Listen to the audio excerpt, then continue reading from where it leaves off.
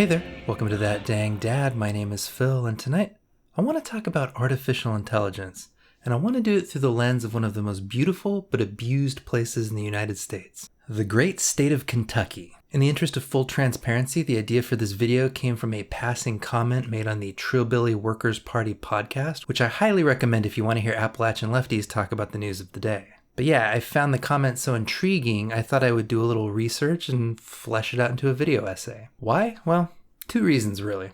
One, from a workers' rights perspective, I think it's important to talk about what artificial intelligence and machine learning mean for the working class. And if you're somebody new to the channel with an interest in AI, I promise you I am not an anti-AI hardliner. In fact, I used AI to generate this image.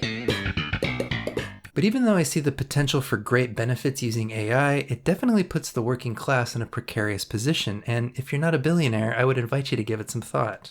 The second reason is a little more selfish. A lot of people talk a lot of shit about Kentucky and the people who live here. I'm hoping that this discussion about why Kentucky is the way that it is, at least in my opinion, will help people see this place and its people in a new light and maybe discover a kinship that they hadn't noticed before. So let's talk about it.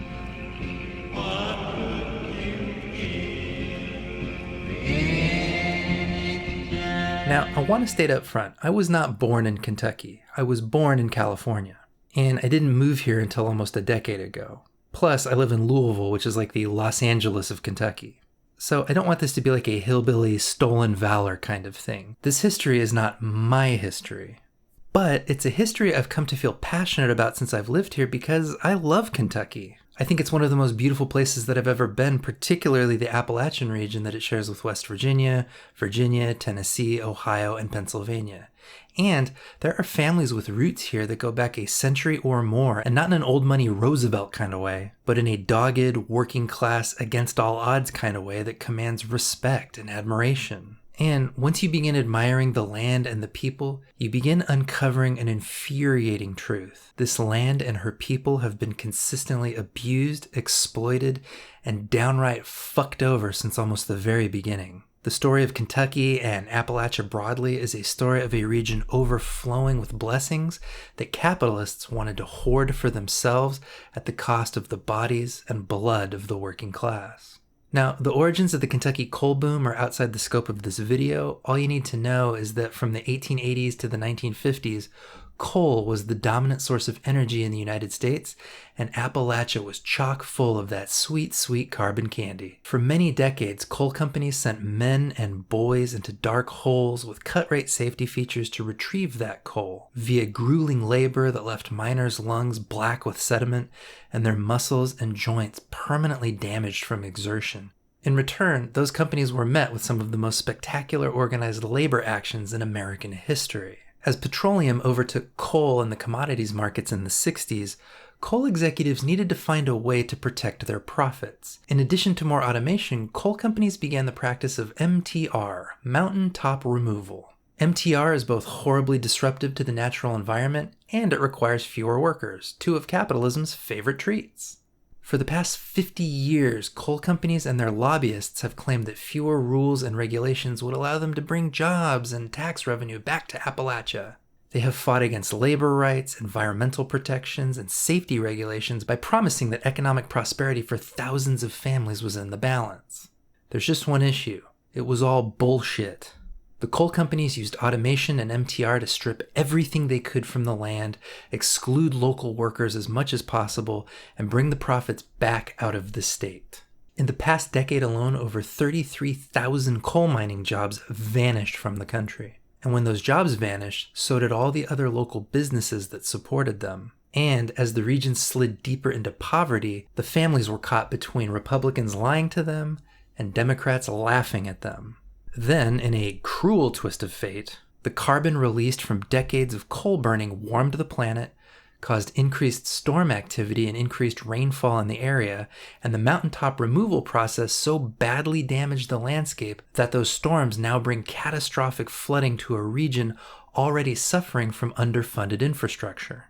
In 2022, at least 37 people were killed in the East Kentucky floods, and the region is not even close to being restored a year later. Many families already dangling from the edge of precarity lost what little they had.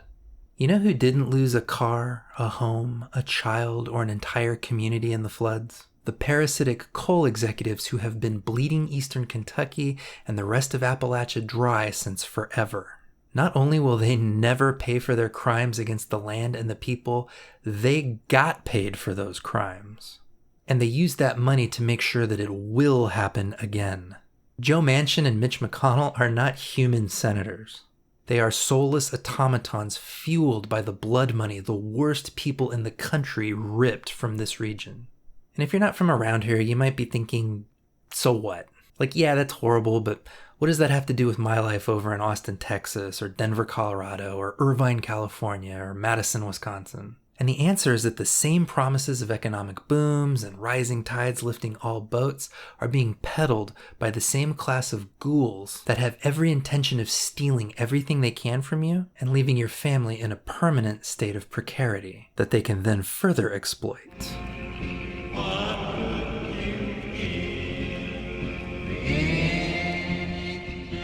So let's talk about artificial intelligence, or machine learning, or large language models, or spicy autocomplete. Look, I don't want to get too deep in the weeds here. I am not an expert in this stuff, and my understanding of how it all works is surface level at best, but this is not about how stuff works, it's about how it could affect us. In much the same way that the 1800s saw a bunch of rapacious entrepreneurs sweep across North America looking for resources to exploit, the 2020s has brought us a bunch of rapacious entrepreneurs sweeping across the internet looking for resources they can exploit. And the internet is a giant reservoir for a very special kind of resource: data. And, much like Appalachia in the early 1900s, there are massive data veins just laying around everywhere waiting to be mined.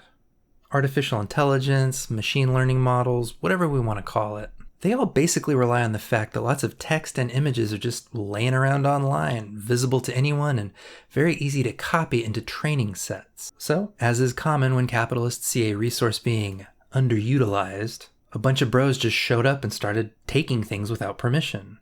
Articles, blog posts, product copy, photos, digital art, music, videos, basically anything that can be easily accessed by a search engine is being fed into computers, which are being trained to mimic the style and structure of those things, and then generate their own wholly artificial versions. And bit by bit, these generative models are learning to be more and more convincing.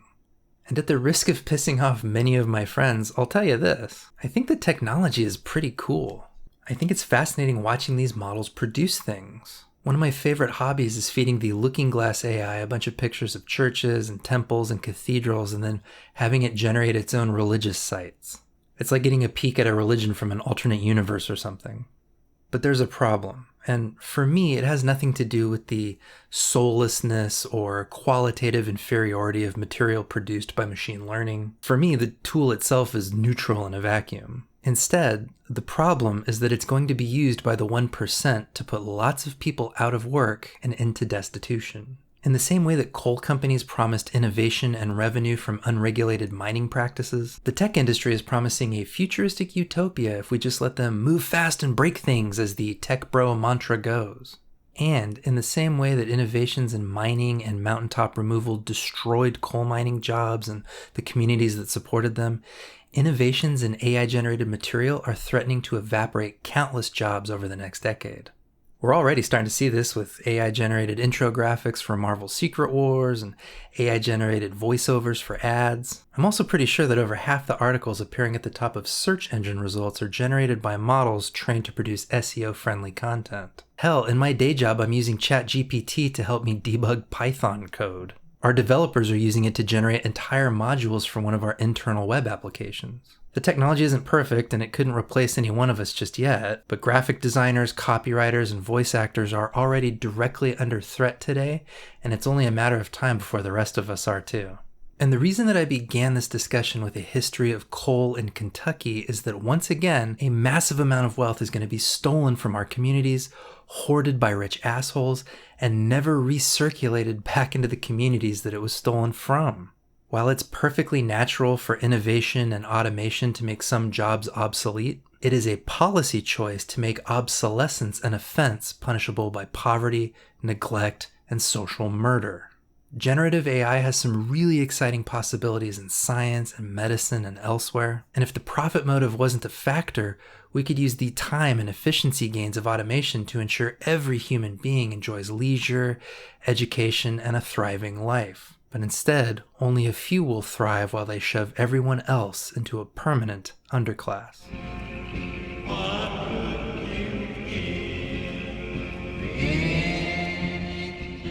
One of the reasons that I wanted to talk about this topic in this way is because people from Kentucky, West Virginia, and elsewhere always have to endure a smug little sneer from liberals in other states when we talk about our problems. We always hear implicitly, if not explicitly, "Well, you dumb hayseeds brought it on yourselves." And while I'm not going to completely absolve the electorate of its responsibility to think more critically about the world, it's also pretty asinine to write off an entire region of the US as stupid hillbillies, especially when you don't understand the history of exploitation and capitalist violence that has shaped it. People from Kentucky are like people from anywhere. They just want to feed their families and find some enjoyment during their time on this bitch of an earth. And for many decades, a lot of them were in an uneasy alliance with coal companies who enabled them to do that in a way that made them feel dignified and connected to their local culture. How many of us enlightened city folk are in a similar uneasy alliance today? About 80% of my day job relies on Google and Amazon Web Services. If you work an office job, you're probably reliant on Microsoft or Apple products. And beyond that, most of us in the workforce are working at a for-profit company owned by individual capitalists or part of some giant corporate Frankenstein. There is zero difference between the aims and incentives fueling the coal industry versus any other for-profit venture. And I want to continue along that train of thought. In Kentucky, mountaintop removal produced coal that warmed the planet, put workers out of work, reduced tax revenue for local investment, and then made the flooding caused by that warming 100 times worse, exacerbated by the underfunded infrastructure. Outside of Kentucky, all these data harvesting technologies have a carbon cost too. It takes an unbelievable amount of electricity to keep server farms alive and computers computing. One estimate posits that the creation of GPT-3 produced the carbon equivalent of 123 gas-powered cars driven for a year, and that's before millions of people started using it. So what I want you to understand is that Kentucky is, fittingly, the canary in the capitalist coal mine. Tech companies are going to continue to warm the planet, producing technology that puts people out of work and deprives their communities of revenue, thus making them highly vulnerable to the climate-based disasters caused by that warming.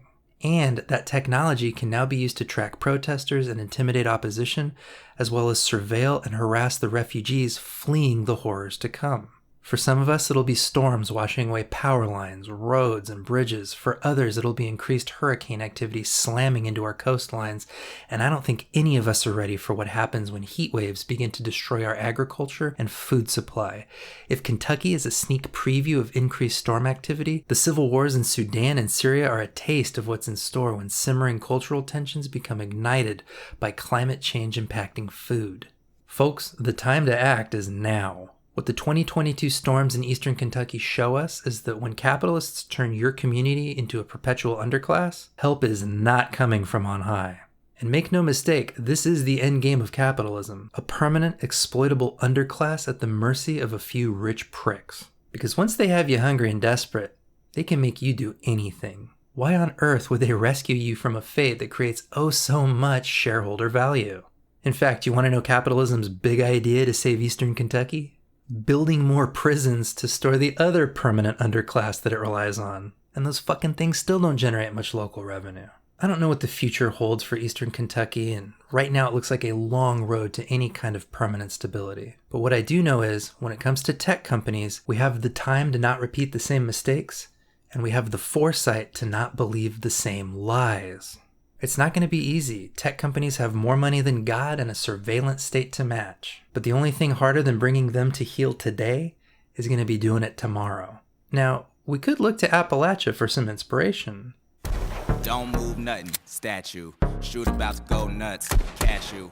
but if we're not quite ready for a gritty cyberpunk reboot of Madawan, I think there are some strategies that we can consider. I think one of the most important lessons we can learn from Appalachia is that the working class can be unbelievably powerful when it gets organized. The dirty secret capitalists don't want you to know is that they can't actually do anything without labor. You think Elon Musk can build a car? You think Jeff Bezos knows how to work a forklift? When was the last time Bill Gates wrote a single line of code?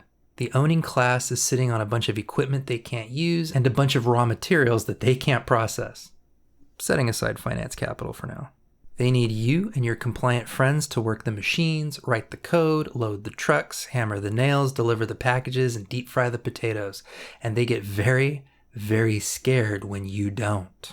So if you take nothing else from this video tonight, take this. Get organized with your peers in the working class. Join a union, join the IWW, do something to consolidate and reinforce your labor power. And if you're disabled or out of work or otherwise don't feel like labor organizing is your jam, there are other options. Help start a tenants union in your apartment complex to protect yourselves from predatory landlords. Help start a community pantry or a community lending library or a mutual aid network that will help act as a safety net for people losing their jobs. The reason capitalists want a permanent underclass is because desperate people will put up with abuse and low wages in order to survive. So anything that you do that helps people survive and thrive outside of the system directly deprives capitalism of its ability to coerce. Why do you think capitalists hate free school lunch programs? It's because parents will obediently suffer any indignity to keep their kids from starving. Filling a hungry belly is a radical act. And if you're vibing with me so far about how capitalism relies on this underclass to function, then come with me the rest of the way and acknowledge that anti-black, anti-indigenous, anti-disabled, anti-trans, and anti-immigrant ideology perpetuates that underclass too. I'm not going to get into a chicken or egg thing about which came first because the whole damn battered bird has got to go.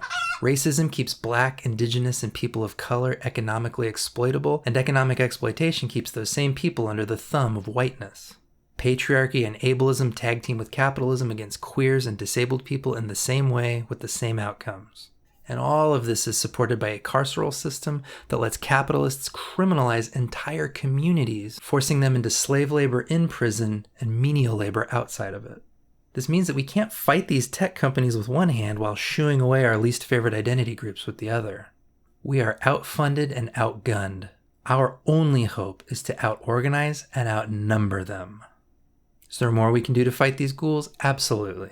We can take over school boards and city councils. We can file lawsuits and bog them down in legal tar. We can use ethical hacking and open source software and VPNs and other technology to fight back. And we can watch the movie How to Blow Up a Pipeline. It's just a movie. It's not like it's a call to action. Nobody is telling you to do anything illegal. It's just a good work of fiction. Don't get it twisted. Shooter.